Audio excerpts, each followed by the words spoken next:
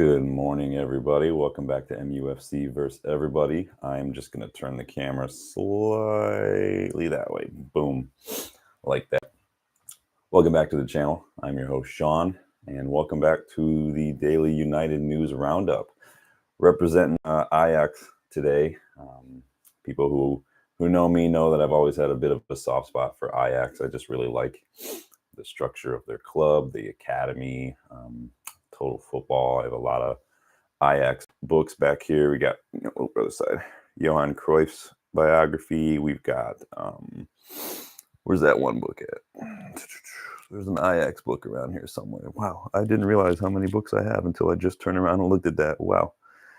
Anyway, getting a little sidetracked, but yeah, represent Ajax. This is a 16-17 away kit. So before everyone says, "Oh, he's just a Ten Hag fan," no, I'm just a bit of soft spot for Ajax. So representing a little bit today. But welcome back to the channel. Don't forget to like the video. Don't forget to subscribe to the channel. If you're new, don't forget to get involved in the chat to share your thoughts as we kind of go through the bit of a roundup today. A bit of a mixed bag today when it comes to United news and things. We'll talk a little bit about VAR, managers, and everything. Probably going to come back a little later on today, maybe tomorrow. It's just going to depend. The weather is not really being cooperative today, so we'll see. Come back a little bit in the next video to talk about managers, because we have seen some updates on some of the managers we've been linked with, but I have wanted to do a video on the managers we've been linked with for a little while, talk a little bit about them, what they're all about, and things like that. So keep a lookout for that video and let me know in the thoughts, who would be your choice if we had to replace Erik ten Hag in the summer. But anyway, let's get stuck in today on today's roundup. So I'd like to start things off with a little bit of, it's going to sound like, I'm anti-Liverpool, and I am, but I need to point out some interesting little bit of news here. So I'd like to touch upon the touchline drama between Jurgen Klopp and Mo Salah during their draw yesterday. No, I'm not obsessed with Liverpool, so before you get started, I'm not that. But the reason I bring it up is to compare the clear bias that we see in the media and coverage when it comes to United and every other club, basically, literally every other club. I would argue about the positive spin in this particular instance. We saw them get into kind of a bit of an argument on the touchline, but that would be to indicate that there's any spin. There's zero spin because there's zero attention given to it. Now, some United fans will say, well, because no one cares. I'm just going to literally point out the fact that if this were United, if this were Ten Hag and another player on the touchline, which we've seen, it would be front page. It would be top story on ESPN FC. Samuel Luckhurst will be milking it all week long if that were Ten Hag and another player, because we've seen it. And this is just for everyone who doesn't think that the media are biased against United, because they are. This isn't just United fans trying to play a victim. This is literally what happens. If you spend 5 minutes on ESPN FC, whether you watch it or read any tweet from Samuel Luckhurst, this is just the way it is. And we're used to it, but any opportunity I can point it out is going to be taken, because this is it. We ruin a lot of people's childhoods. We're the biggest club in the world. We get all the attention. Story about Jadon Sancho and Ten Hag gets 100 times more coverage and attention than City winning their treble. And so this is just further shows that there is a clear bias. So before you think there isn't, just look at these indications. And now, adding to my point about media spin, James Ducker yesterday wrote about Jason Wilcox and Ten Hag for a piece in the Telegraph. So he pointed out in Ten Hag's program notes that ahead of the Burnley game, that he insisted United are developing he called it a shared game model. So now Ducker then continues and points out his own statements earlier in the week regarding Jason Wilcox being tasked with establishing a game model at United. So on its face, you're like, okay, nothing really to point here other than two people kind of saying the same things. Like, it is what it is. Yet, media spin, Ducker decides to call it potential signs of friction between Ten Hag and the new regime. Like, Potential signs of friction. How is this potential signs of friction? Do you know what friction means, James Ducker? I don't. That usually happens when people disagree, and now we're agreeing. So is it like, are you trying to say that because Ten Hag is saying the same things that means that there's friction? It doesn't make sense to me. Ten Hag has wanted structure. He believes that there needs to be structure, and the fact that we're going to have one, I mean, that is the opposite of friction. But again, the media are going to spin any way they can, so be aware of it. In some statistic news this week, I'm just going to fit my screen here a little bit. Bruno Fernandes is now the first player to create more than 100 chances in the league this season. I think he's got like 107 chances created. So, furthermore, Squawka on Twitter pointed out Bruno's single match chance creation stats over the last 3 seasons. So in a tweet by Squawka listing the most chances created in a single match over the last 3 seasons, we have number 10. So Bruno's got 10. He created 10 chances against Aston Villa this earlier. He's got 4 other matches where he's created 9 chances. And then we have Alfie Doughty versus Sheffield United, who created 9 chances. So the most chances created in a single match, Bruno literally has 5 of those this season. Like he deserves more.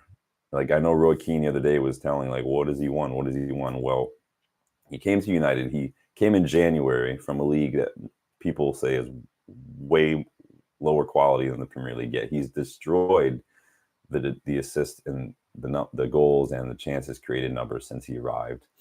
And had he had some better players around him, he probably would have way more assists. He'd probably be coming up on a record here because he creates chances. We just can't finish our dinner. And Bruno deserves more. And it's unfortunate that he's not winning more at United, and he probably won't. But like I said yesterday, Bruno has his flaws, but if he isn't producing for United, we tend to struggle, and that's a clear case. He's one of the best in the Premier League when it comes to midfielders, and De Bruyne fans can suck on that. So in other news, we might finally be getting a fitness coach. Yes, right? Celebrate it.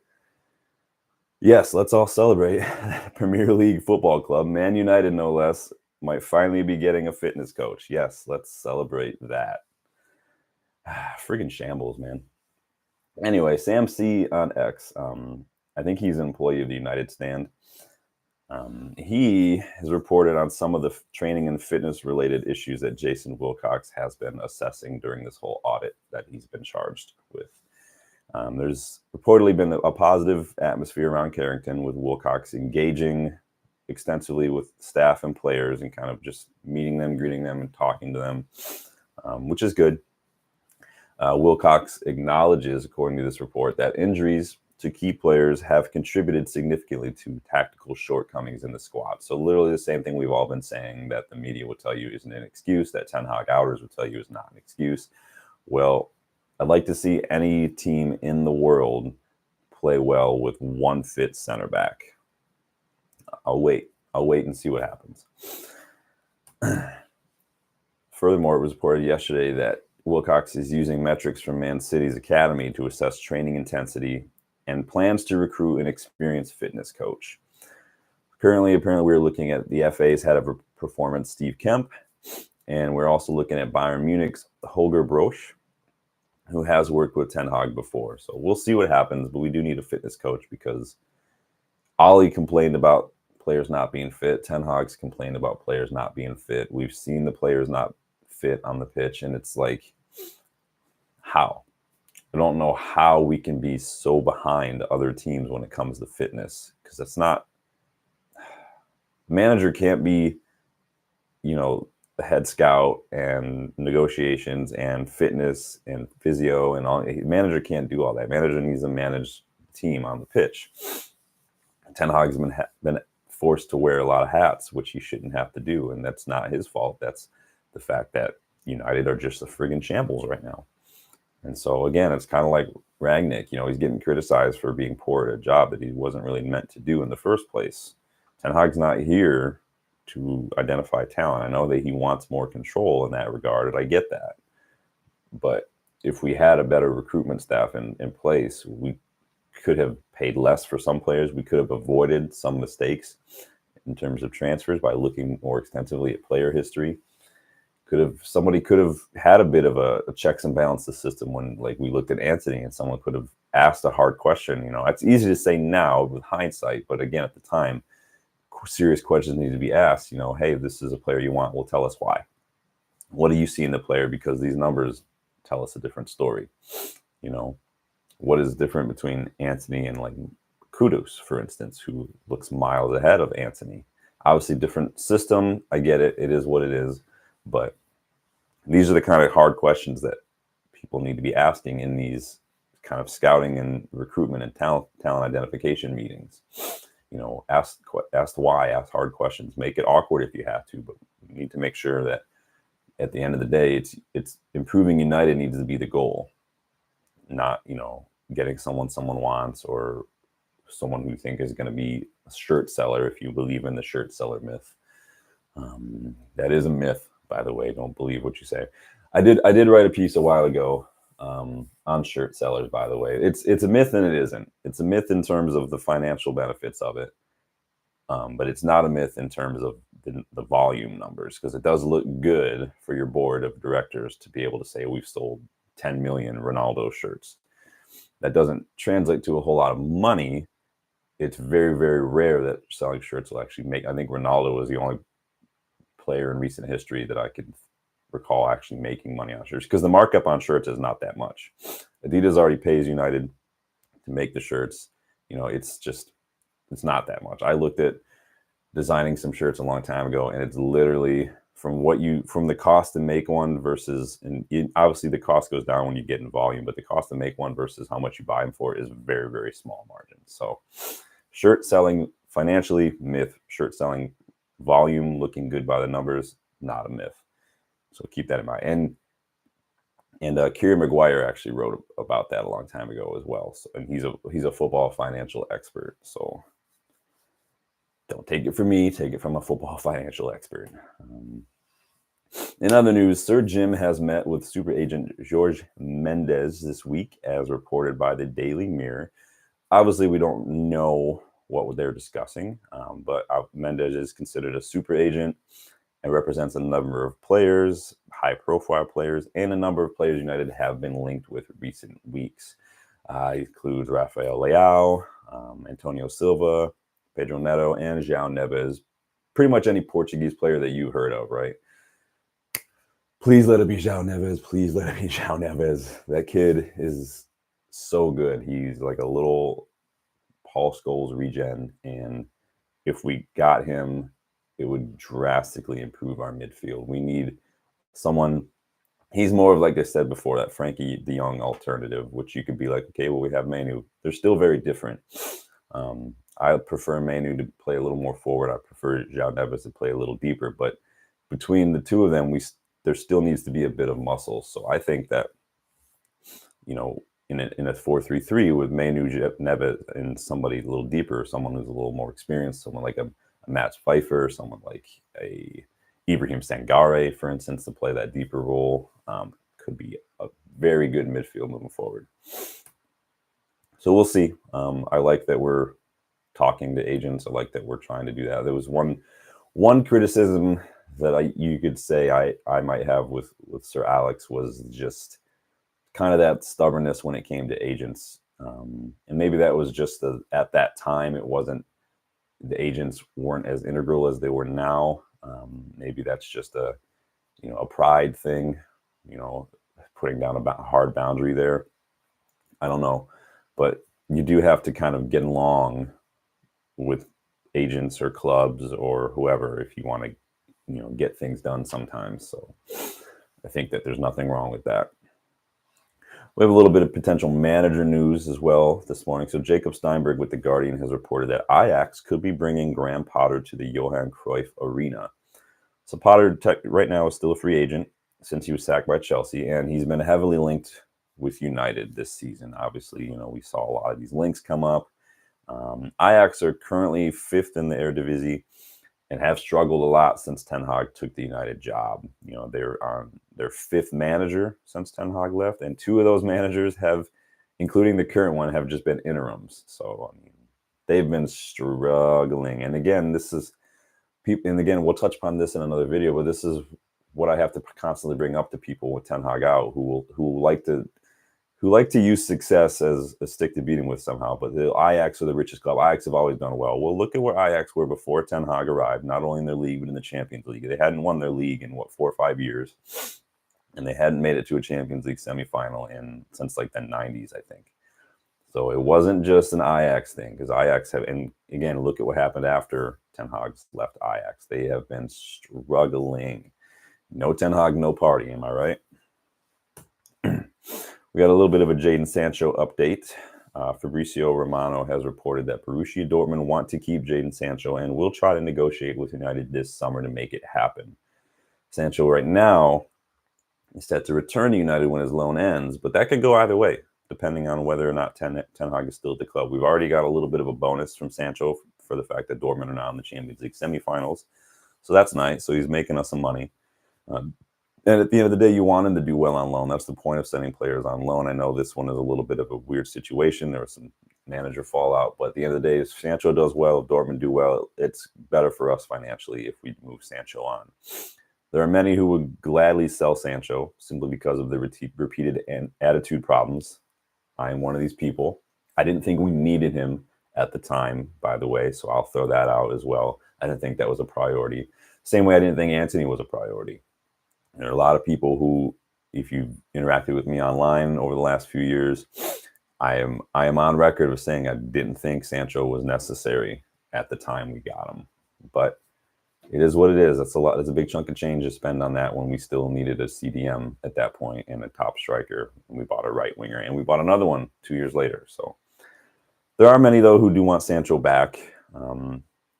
Either way, you can't really say that he's actually, pulled up any trees and at least at minimum met his expectations since he signed for us. Though he hasn't really done well. I think he has scored some good goals, and we've seen glimpses. It seems just like there's not a whole lot of resilience there when things are struggling. He kind of goes hiding in games. I think the most positive memory I can have of Sancho United is turning Virgil van Dijk into a meme early last season when he scored against Liverpool. So I'll take that, though.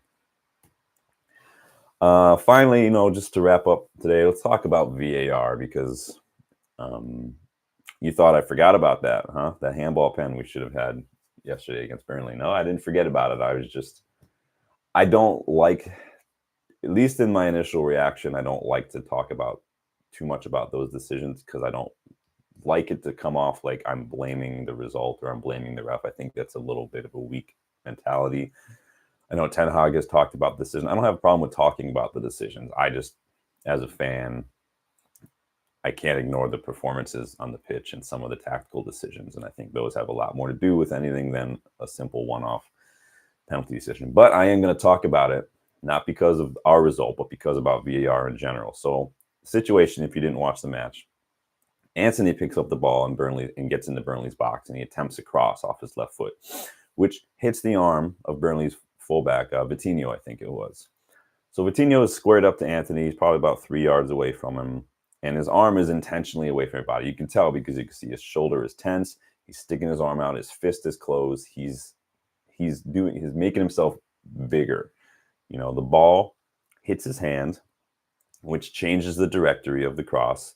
And it's not like he's super close, and like I said, he comes in with his arm already raised. And he's making himself bigger, which you can see if you look at the replay, okay? So here's the thing. Do I think it would have been a soft penalty? Yeah, I do. I would have hated if it was given against once, but that's where I'm coming from. But again, the issue is not whether or not the soft penalty. And the issue is we've seen them given for that before. We literally just saw Aaron Wan-Bissaka concede a pen for the same exact thing in our semifinal semifinal against Coventry City. Literally the same exact situation. I was very critical of Aaron Wan-Bissaka for the way he came in with his arm raised, just like I'm pointing out right now Vitinho doing the same exact thing. One is given, one is not. We saw the same thing earlier against Spurs with Romero. You know, these kind of things happen, and it's just the inconsistency. The league and the PGMOL should be ashamed and embarrassed for just how much of a shambles VAR has been. And again, everybody says VAR, VAR, VAR like it's this entity. VAR is just another person. And when you don't blame a calculator, right? VAR is not this computer with AI generated decision making. This is another referee sitting in a booth making poor decisions because the standard of refereeing is so low. And then you have things like Ref Watch, where these refs get on there and they try to defend their mates and explain away all these decisions. And all it does is just point out the hypocrisy, point out the inconsistency, point out the ineptitude in the standard of refereeing in the league. And we've got people like Howard Webb trying to backtrack on one decision, trying to explain how it's different the next week. And it's a shambles. It's embarrassing. I don't know how they can have any sort of pride in themselves when they have to go out and do this every week. And we need to scrap it. Again, there's a reason my pinned tweet on MUFC versus everybody is just simply a hashtag scrap VAR. Scrap it. It's not fit for purpose. I don't think we're going to scrap it. I don't think they put too much into it, but I think that you can excuse poor decisions in real time. You cannot excuse poor decisions that have been combed over from multiple angles over the course of several minutes in a booth someplace. You can't excuse that. Right? I can excuse poor math if I'm doing it off the top of my head. I can't excuse it if I'm using a calculator. There's no excuse for it. It's a shambles. All it's done is make them look worse. And then I think you've seen the referees just kind of almost fight back in almost the passive way, like they're being a little bit more dramatic. I think they want the attention. I think that they are trying to protect themselves. They're looking out for each other, and it's getting worse and worse and worse. I think that some referees do want to be the star of a match. Michael Oliver.